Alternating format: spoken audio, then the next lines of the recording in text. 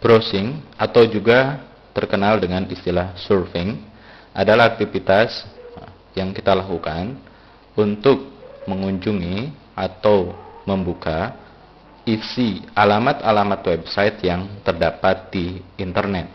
Dalam hal ini memanfaatkan layanan World Wide Web. Jadi kita menggunakan internet sebagai salah satu sumber informasi. Untuk bisa melakukan browsing atau surfing ini, ya, selain koneksi internet, kita juga memerlukan program aplikasi web browser. Misalkan Internet Explorer, Netscape Communicator, Mosaic, dan sebagainya. Namun, program aplikasi web browser yang paling populer adalah Internet Explorer, karena semua sistem operasi Windows, ya, keluaran Microsoft, itu pasti sudah ada program aplikasi Internet Explorer-nya.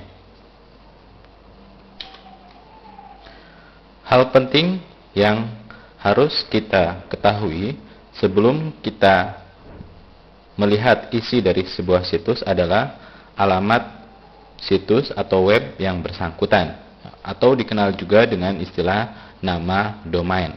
Mungkin Anda pernah mendengar alamat domain www, ya, titik ini dibaca dengan istilah .microsoft.com. Jadi bacaannya www.microsoft.com, atau juga alamat website windows.microsoft.com. Nah, huruf, ya, tulisan HTTP itu menunjukkan jenis protokol yang digunakan, ya, karena protokol yang digunakan untuk fasilitas World Wide Web adalah HTTP.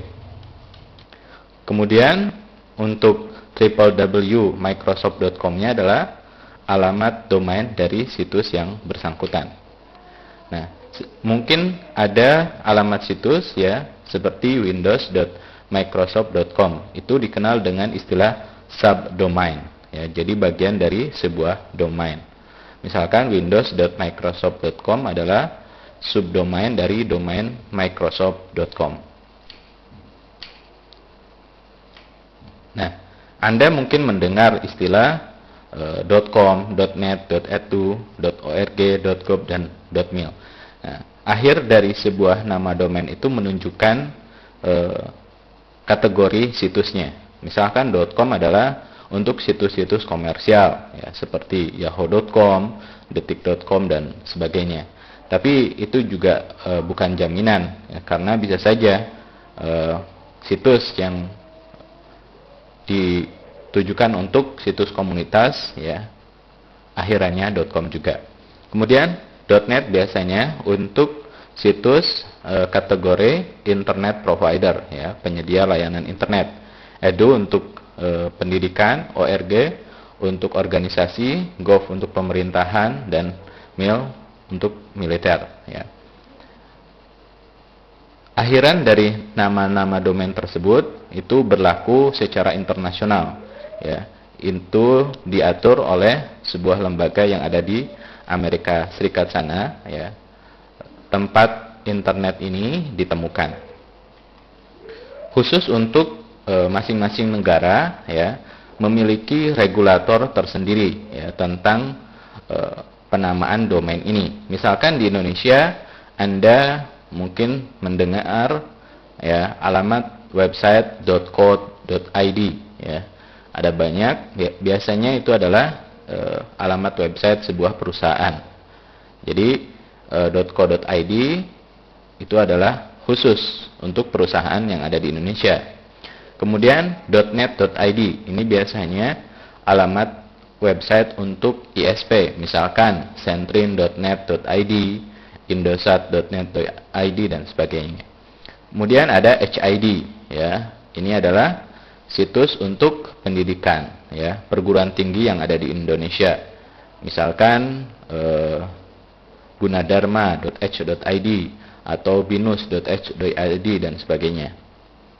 Ada juga akhir situs or ID. Ini adalah untuk organisasi, ya, misalkan banyak ya, or ID, dompet.apa.or.id dan sebagainya. GoID ini untuk adalah situs untuk pemerintahan seperti kpu.go.id, ya.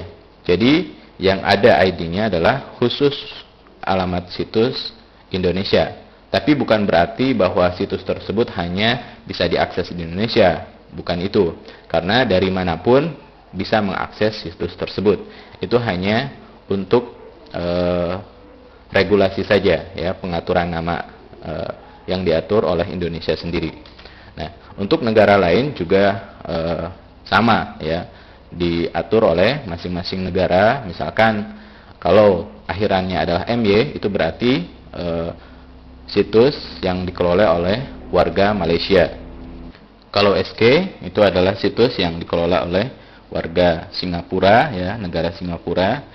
Filipina juga sama, Taiwan, Jepang, kemudian Korea, Hong Kong, Kanada dan sebagainya. Masih banyak negara-negara yang memiliki nama sendiri. Oke?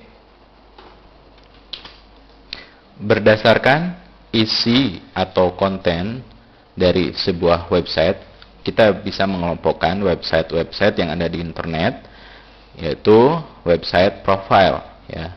Ini biasanya sifatnya statis, ya. Kadang-kala isi situsnya diupdate sebulan sekali atau bahkan hanya setahun sekali. Biasanya mungkin situs perusahaan atau juga situs pribadi. Dan kedua adalah website berita. Ini isi situsnya biasanya diupdate hampir tiap hari. Bahkan ada juga yang diupdate per detik. Contohnya situs berita ini detik.com, kemudian ada juga bbc.co.uk, dan sebagainya. Website komunitas ini biasanya dibangun oleh satu atau beberapa orang yang memiliki kesamaan bidang yang diminati. Misalkan ada website komunitas untuk penggemar jazz, ada juga website komunitas untuk penggemar binatang peliharaan, penggemar komputer dan sebagainya. Nah, website e-commerce ini sudah tidak statis lagi, ya. Pada website e-commerce ini kita misalkan bisa melakukan transaksi, ya, pembelian barang, ya, pemesanan barang dan sebagainya. Misalkan ini adalah website toko online, ya, seperti